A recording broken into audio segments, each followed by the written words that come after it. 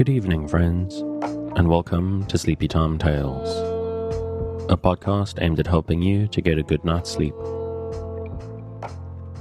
Do you find your mind troubled with the stresses of modern life, especially when the lights are out and you're trying to get a restful night? Does your spinning mind keep you awake? Follow my voice down the path towards a good night's rest. Listen to me tell a story that will keep your mind from wandering to your daytime problems, the ones you can't solve right now, and will be easier to solve while rested. Listen to my voice and allow yourself to drift, following the twists and turns of the story, but slowly letting go and drifting into sleep. Just relax and let my voice wash over you at a comfortable volume, and allow yourself to be distracted from the stresses and worries that play on your mind. Whether you need help falling asleep or going back to sleep in the middle of the night, you can trust me to keep you company and help you to wake up tomorrow in a rested state.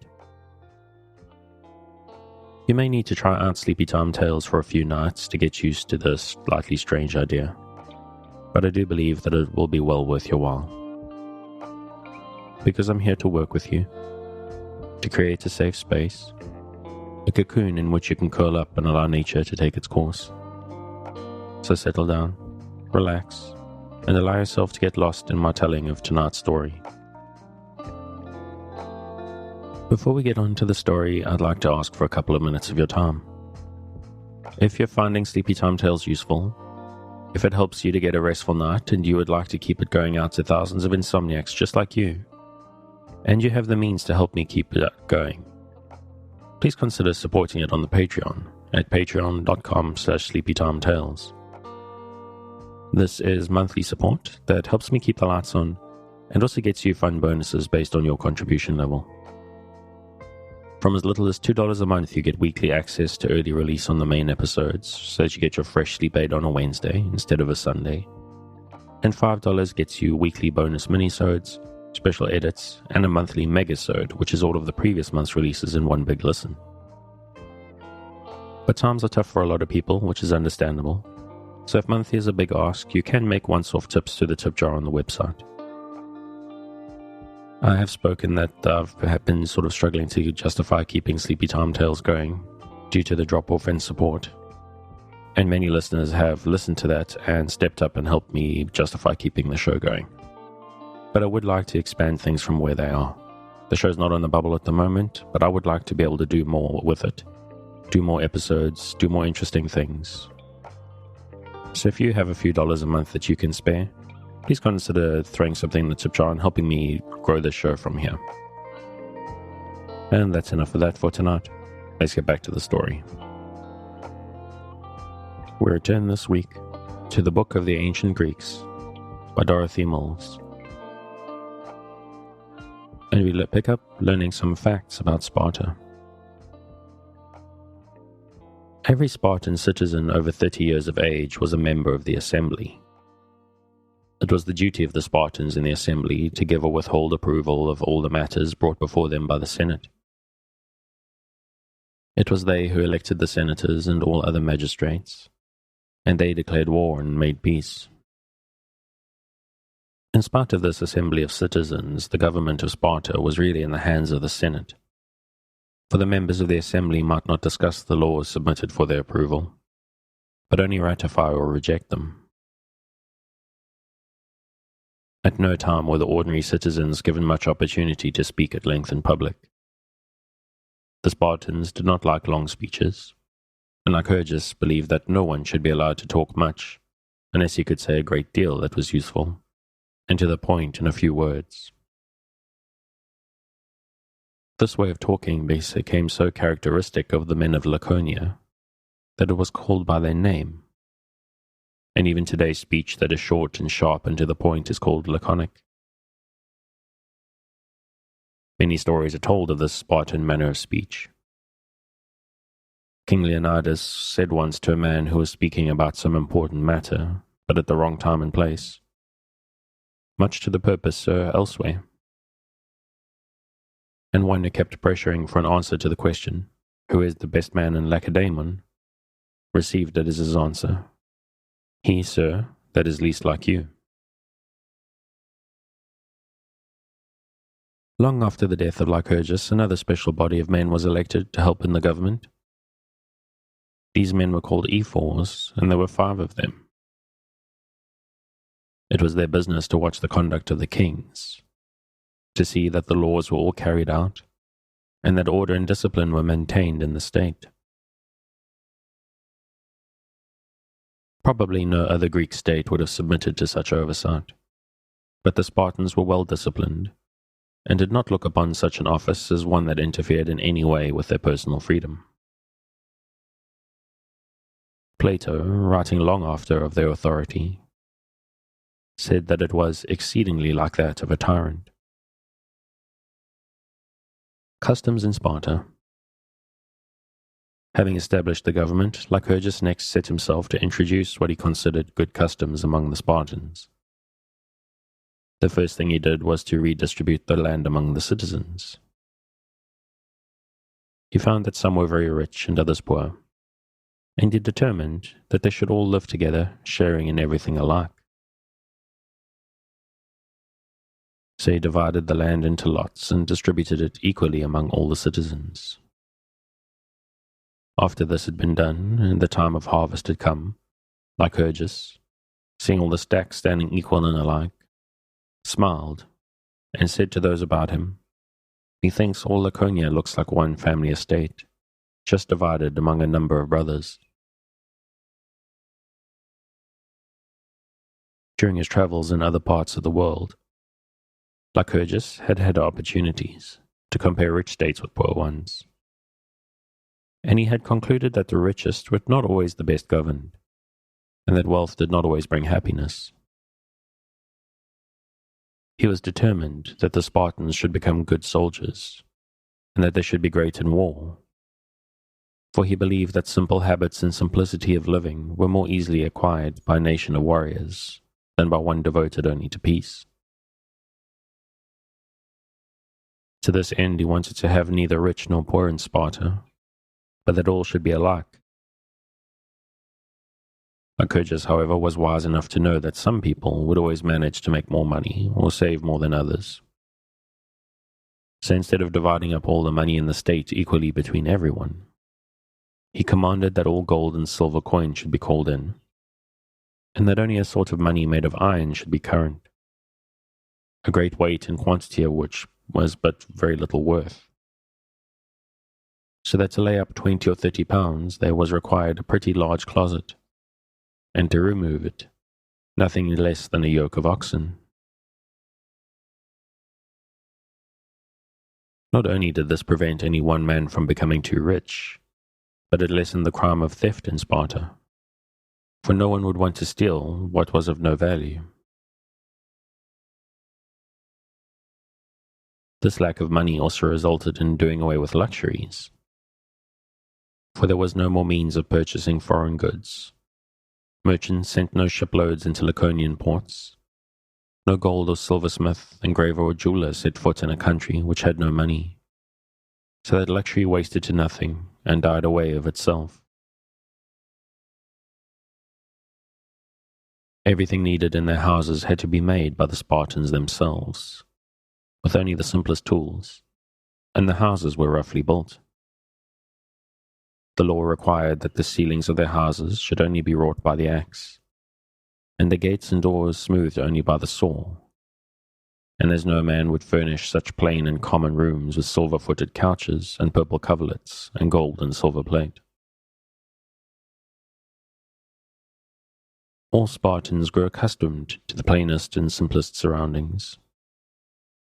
It is reported that one of their kings was so little used to the sight of any other kind of work, that being entertained at Corinth in a stately room, he was much surprised to see the timber and ceiling so finely carved and panelled, and asked his host whether the trees grew so in his country.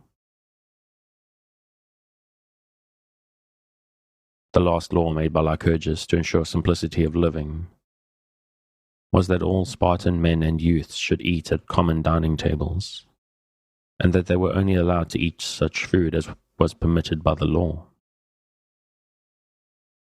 Each table seated about 15 men who shared in providing the food, Each of them was bound to bring in monthly a bushel of meal, 8 gallons of wine, 5 pounds of cheese, 2.5 pounds of figs, and some very small sum of money to buy flesh and fish with. All the food was prepared in a very simple manner, but their most famous dish was the black broth, which was so much valued that the elderly men fed only upon that, leaving what flesh there was to the younger. Other Greeks, however, thought this black broth very disagreeable.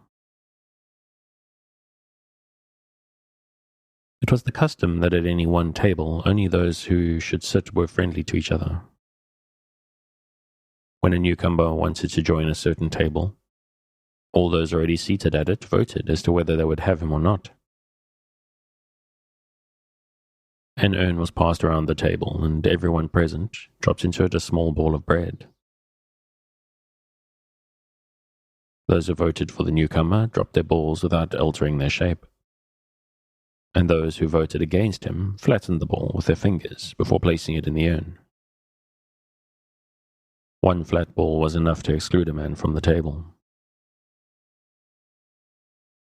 When dinner was over, every man went to his home without lights, for the use of them was on all occasions forbidden, to the end that they might accustom themselves to march boldly in the dark. Spartan education. Lycurgus was determined that every Spartan should be so trained that he might become a good soldier, and some of his most important laws concerned the education of children. As soon as the child was born, he was carried to the elders of the tribe to which he belonged.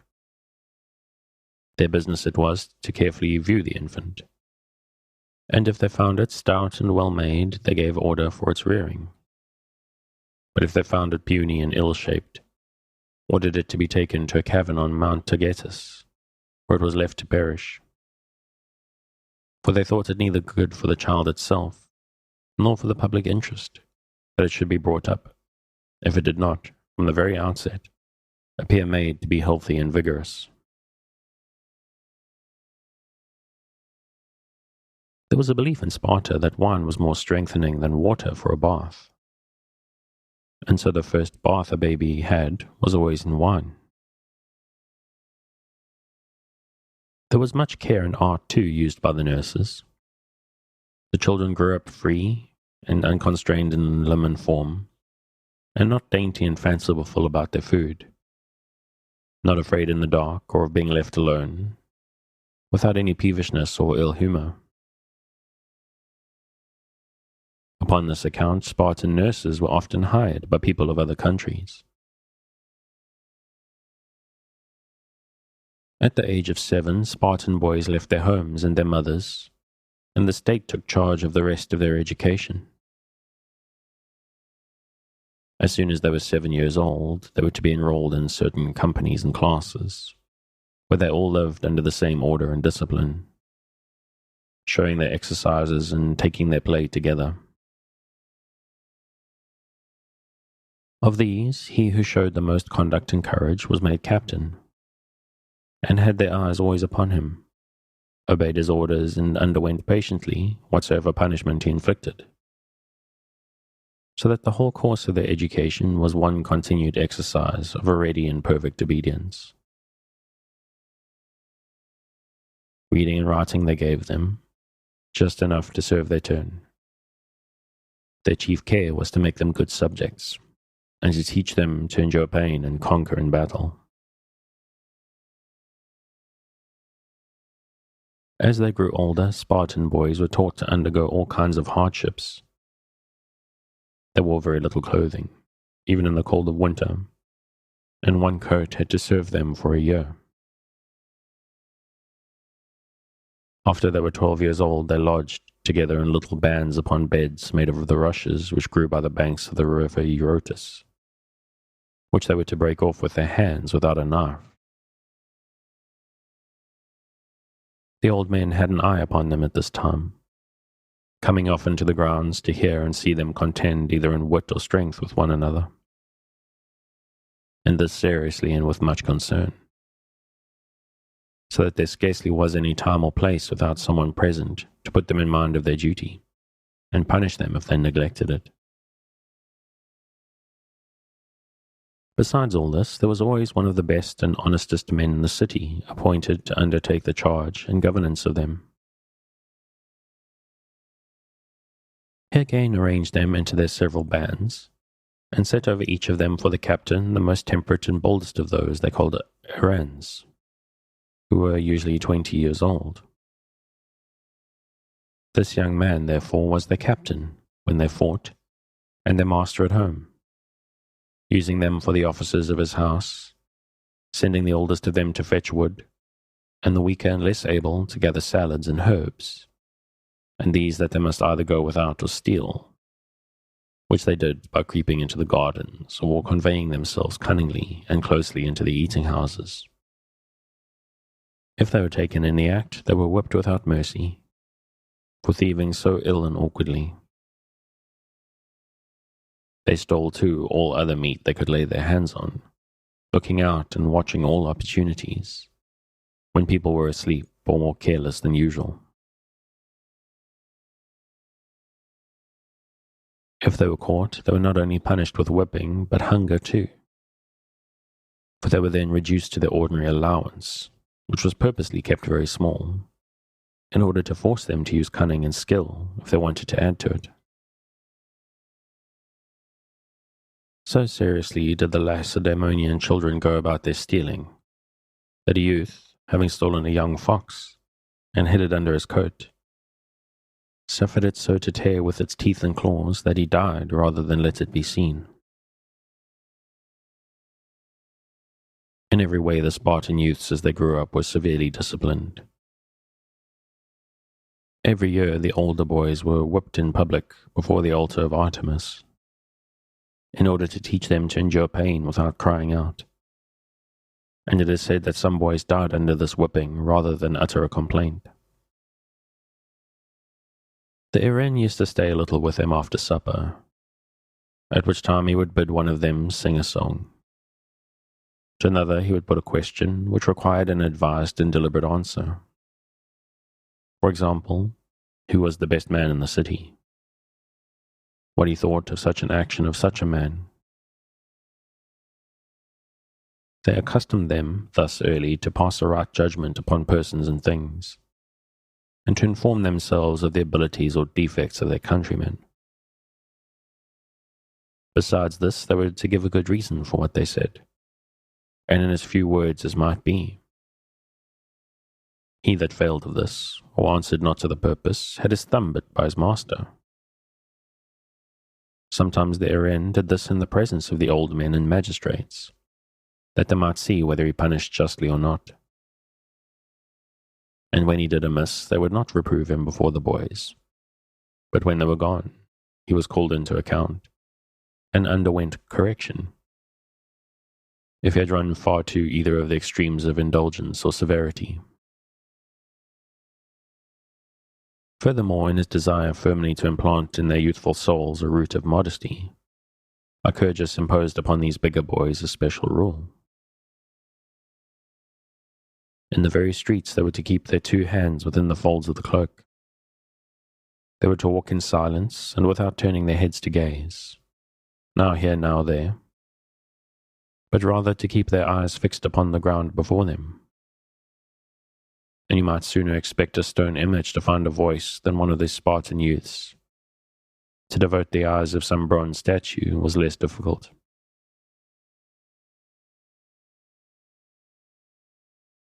Not very much time was spent by the boys in learning to read and write.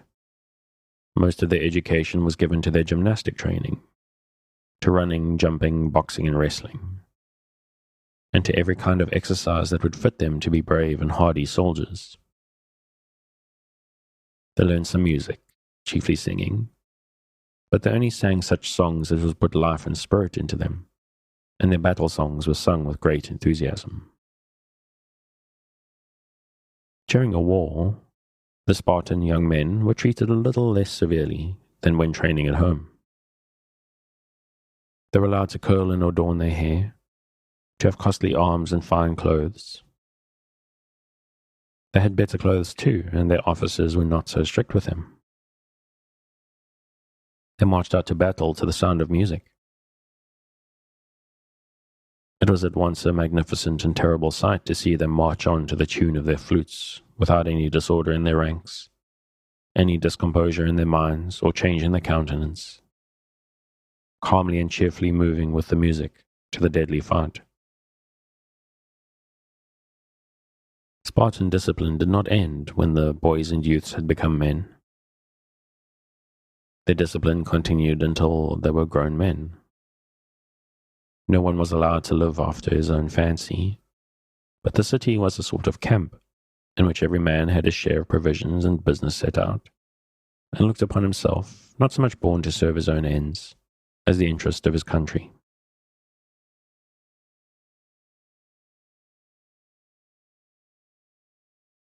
The girls were educated at home, but like the boys, they were given a gymnastic training, and they learned to run and wrestle, to throw the quoit and dart, and to be as strong and brave as their brothers. As the Spartan boys were trained to become good soldiers, ready to die for Sparta, so were the girls trained to become good wives and mothers of Spartan men.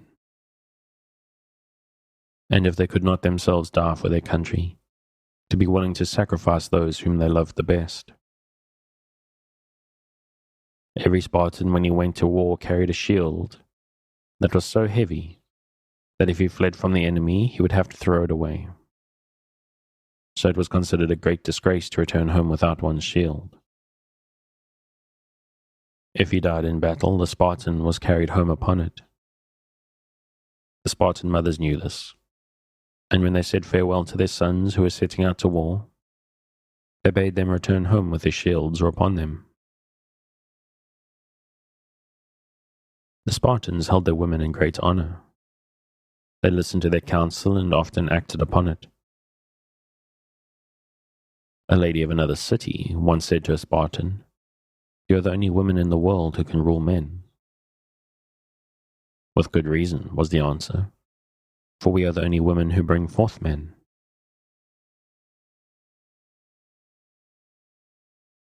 Having established all these laws and customs, Lycurgus forbade the Spartans to travel, for he was afraid that contact with foreign people would teach them bad habits and make them discontented with their simple way of living.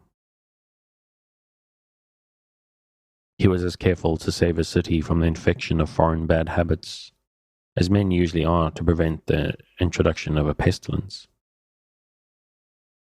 At last the time came when Lycurgus felt that his laws and customs were firmly established, and that they were all familiar to the people.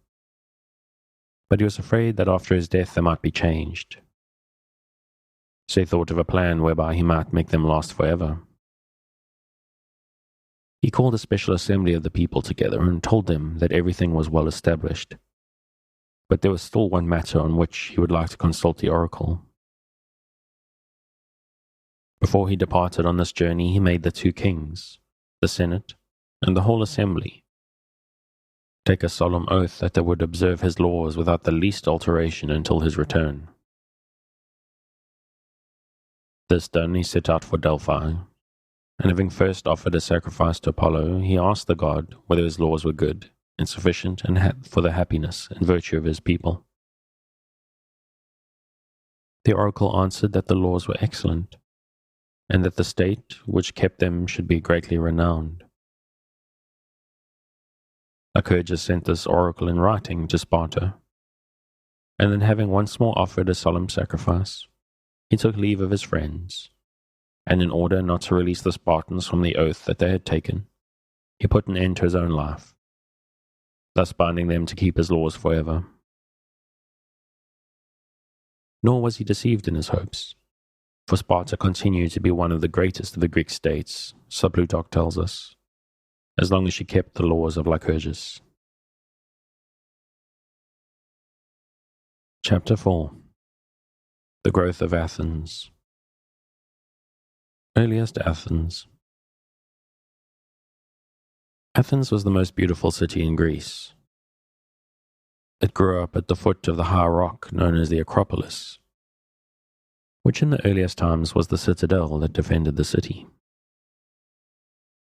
The Acropolis had very strong walls, and the main entrance was guarded by 9 gates, which must have made it almost impossible for an enemy to take.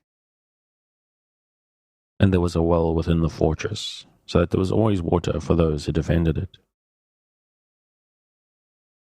But history has told us almost nothing about the mighty lords who built this fortress, or about the life of the people over whom they ruled.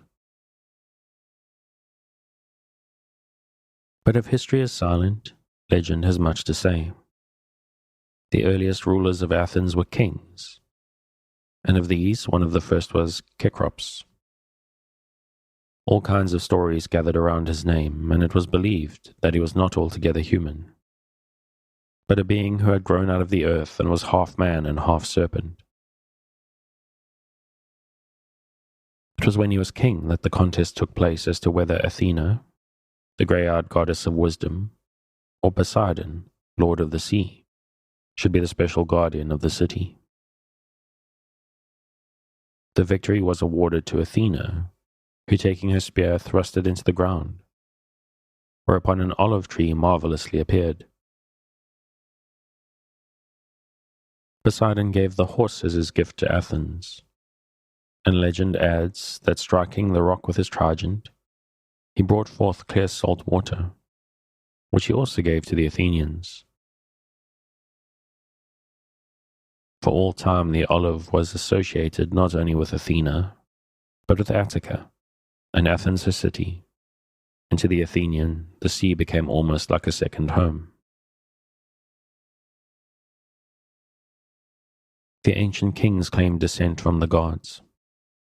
They were not only the lawgivers, but they acted as judges, as chief priests, and in time of war as generals. All who were oppressed had the right to appeal to the judgment seat of the king, and his decisions were final. Though the king was the supreme ruler, there were assemblies of the chief men, always called the elders, and of the people, who met whenever the king called them together. These gatherings are important, not because of any real power they possessed in early times, for they only met to hear what the king intended to do and never to discuss, but because it was from these assemblies that the power of the people to govern themselves developed.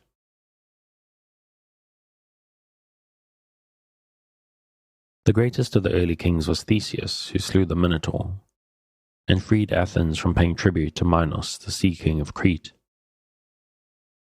His greatest claim to be held in the remembrance of his countrymen was that it was believed to have been Theseus who united all Attica under the leadership of Athens. Before this time, all the towns and villages in Attica had been independent. But he gathered together all the inhabitants of Attica into one town, and made them people of one city, and gave the name of Athens to the whole state. Legend tells of him that he was good and merciful to all who were in need, and a protector of all who were oppressed. But he offended the gods in some way and died in exile far from Athens. Long centuries after, Cimon, an Athenian general, took possession of the island in which it was said that Theseus had been buried. Cimon had a great ambition to find out the place where Theseus was buried, and by chance spied an eagle on a rising ground, when on a sudden it came into his mind, as if it were by some divine inspiration, to dig there and search for the bones of Theseus. There were found in that place a coffin of a man of more than ordinary size, and a brazen spearhead, and a sword lying by it, all of which he took aboard his galley and brought with him to Athens. Upon which the Athenians greatly delighted, and went out to meet and receive the relics with splendid processions and with sacrifices, as if it were Theseus himself returning alive to the city. His tomb became a sanctuary and refuge for slaves, and of all those of mean condition that fly from the persecution of men in power. In memory that Theseus, while he lived, was an assister and protector of the distressed, and never refused the petitions of the afflicted that fled to him. The rule of the few, the oligarchy. It is not known with any certainty how long the rule of the kings lasted in Athens, but they seem to have slowly lost their power, and at last other magistrates were appointed to help them rule. The earliest kings had been hereditary rulers. When they became less powerful, though they were still no longer the sole rulers of Athens, these hereditary kings still kept their office for life. Later they ruled for life, but were elected. The next change made was to elect a new king every 10 years. And at last the greatest change of all took place when the old office of king was done away with, and the power that had once been in the hand of one man was entrusted to 3. The archon, a Greek title meaning ruler, who was the chief representative of the state, and who gave his name to the year. The king archon, who was the chief priest and who had authority over all the sacrifices offered by the state, and the polemarch, or war archon, who was the chief general. 6 other archons were also elected, whose duty it was to assist the others, and to see that the laws of the state were obeyed.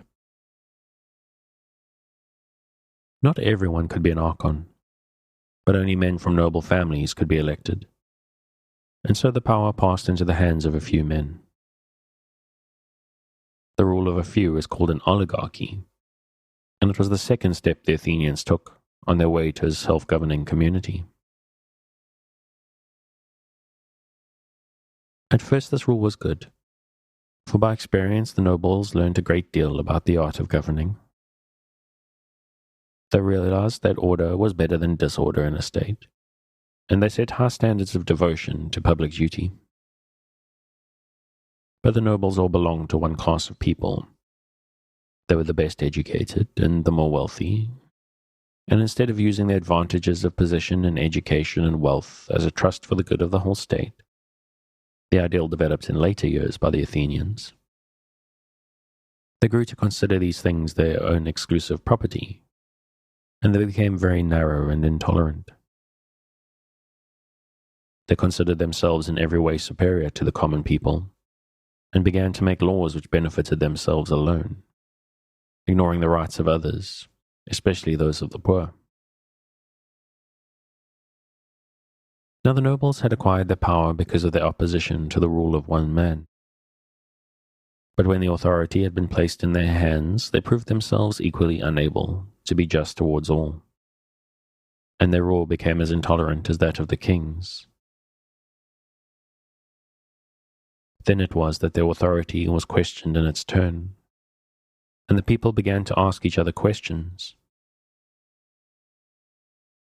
What is the difference, they asked, between rich and poor, between the noble and the plain man, between the freeman and the slave? Who, they asked, are citizens, and what does it mean to be a citizen? The more the people questioned, the greater grew the oppression and injustice of the nobles, and conditions in Athens grew very bad. Many things helped to create the spirit of discontent. There had been wars, the harvests had been bad, and famine had resulted, and there were very harsh laws which allowed debtors who could not pay their debts to sell themselves as slaves. Quarrels arose, and more the people questioned the justice of this. They said, "But ye who have store of land, who are sated and overflow, restrain your swelling soul, and still it, and keep it low. Let the heart that is great within you be trained in lowlier way. Ye shall not have all at your will. We will not forever obey." Solon, the wise man of Athens, and the rule of the many. It was at this time of confusion and distress that Solon, one of the 7 wise men of Greece, appeared. By birth he was a noble, but he was a poor man, and in the early part of his life he had been a merchant. There came a time later when the merchant was not looked upon as the equal of the noble, for Plutarch, in writing the life of Solon, about 700 years after his death, makes an apology for his having been engaged in a trade. In his time, as Hesiod says, work was a shame to none, nor was any distinction made with respect to trade, but merchandise was a noble calling, which brought home the good things, which the barbarous nations enjoyed, was the occasion of friendship with their kings and a source of great experience. Solon enjoyed the experience of traveling and seeing new things, a delight that remained with him even to the days of his old age. For when he was old, he would say that each day grew older and learned something new. Just before his time, Athens had been at war with Megara, a neighboring state over the possession of Salamis, which had formerly belonged to Athens, an island so near to the Athenian harbor that it was absolutely necessary that it should belong to Athens. But the war had been long and unsuccessful, and no victory had been gained by either side. The Athenians were so tired with this tedious and difficult war that they made a law that it should be death for any man, by writing or speaking, to assert that the city ought to endeavor to recover the island. Solon felt this to be a great disgrace, and knowing that thousands of Athenians would follow, if only one man were brave enough to lead, he composed some fiery verses which he recited in the marketplace. I come as a herald, self-sent from Salamis, beautiful island, and the message I bring to your ears I have turned it into a song. Country and name would I change, rather than all men should say, pointing in scorn, there goes one of the cowardly, lazy Athenians, who let Salamis slip through their fingers when it was theirs for a blow. On then to Salamis, brothers, let us fight for the beautiful island, flinging afar from us ever the weight of unbearable shame. Only parts of these verses have come down to us, but they so inspired the Athenians that it was determined to make one more effort to regain Salamis, and this time they were successful. Salamis was recovered, but conditions in Athens remained as unhappy as before. Solon was now held in such high honor that we are told the wisest of Athenians pressed him to succor the commonwealth. He consented, and was elected Archon in 594 BC. The first thing Solon did was to relieve the debtors. He did this by cancelling all debts, and by setting free all who were slaves for debt, and by forbidding by law any Athenian to pledge himself, his wife, or his children as a security for debt. This brought such relief to the state that the act was celebrated by a festival called the casting off of burdens. And I think I'm going to leave it there. As always, if you'd like to pick up where we've left off, you can find the original on Project Gutenberg at the link in the show notes.